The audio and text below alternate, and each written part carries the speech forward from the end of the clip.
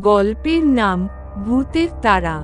এই গল্পের মোট 4টি অধ্যায় আছে, যা এই গল্পে তুলে ধরা হয়েছে। অধ্যায় 1, অজানা ছায়া। ভিডিওটি ভালো লাগলে লাইক করে কমেন্ট করুন এবং সাবস্ক্রাইব করে আমার সাথে থাকুন। ভিডিও শুরু। রাতে ঘড়ির কাঁটা যখন 12টায় পৌঁছালো, তখন গ্রামের সবাই ঘুমিয়ে পড়েছে। তবে শান্তিপুর গ্রামের একমাত্র পুরনো খাসবাড়ির একটা জানালায় আলো জ্বলছিল। ওটাই ছিল আকাশের ঘর।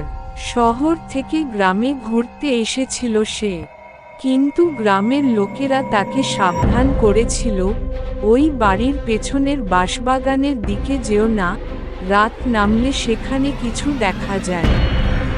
সে নাকি তাড়া করে। আকাশ অবশ্য এসব বিশ্বাস করে না, তাই সে পরের দিন দুপুরে একাই বের হলো বাঁশবাগানের দিকে। সেখানে গিয়ে সে প্রথমবার দেখল সেই অদ্ভুত ছায়াটা, মেয়ের মতো দেখতে, সাদা শাড়ি পরা, এক জায়গায় দাঁড়িয়ে যেন তাকিয়ে আছে ওর দিকে। অধ্যায় 2, শুরু হলো তারা।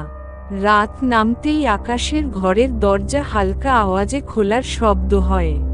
সে ঘুম ভেঙে দেখে দরজা খুলে আছে, আর বারান্দায় সাদা শাড়ি পরা সেই মেয়েটি দাঁড়িয়ে। সে চিৎকার করার আগেই মেয়েটি হঠাৎ গায়েব হয়ে যায়। এরপর থেকে প্রতি রাতেই দরজা জানালা আপনা আপনি খুলে যায়, আয়নায় ছায়া দেখা যায়, বাতি নিভে যায়। এক রাতে সে ঠিক করল মেয়েটিকে অনুসরণ করবে। যখন আবার সেই ছায়া দেখা দিল, আকাশ ধীরে ধীরে ওর পেছনে হাঁটতে লাগল। হঠাৎ মেয়েটি বাঁশবাগানের দিকে ছুটে গেল। আকাশও পেছনে ছুটল। তবে সে বুঝতে পারল, যত দূর এগোয়, পথ যেন পাল্টে যাচ্ছে।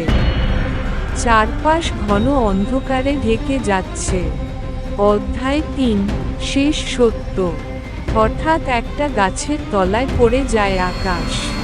চোখ খুলতেই দেখে সে বাধা।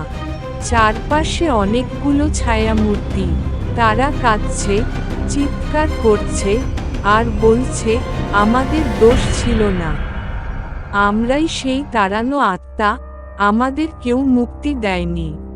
আকাশ কাঁপতে কাঁপতে জিজ্ঞেস করল, তোমরা আমাকে তাড়া করছো কেন?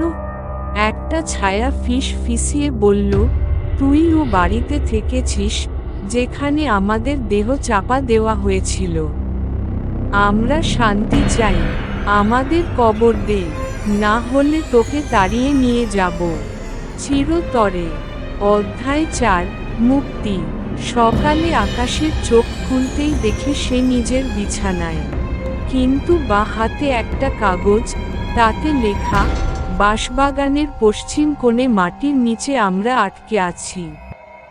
সে ভয় পেলেও সাহস করে গ্রামের মুরব্বিদের নিয়ে সেই জায়গা খোঁড়ে। আর সত্যিই, মাটির নিচে কয়েকটি কঙ্কাল পাওয়া যায়। সেগুলোর ধর্মীয় নিয়মে দাহ করা হয়। সেদিন রাত থেকে আর কোনো ছায়া আসেনি। আকাশ বুঝল, ভূতের তাড়া বন্ধ হয়েছে, কিন্তু শুধু তার সাহস আর সদিচ্ছার কারণে। গল্প শেষ।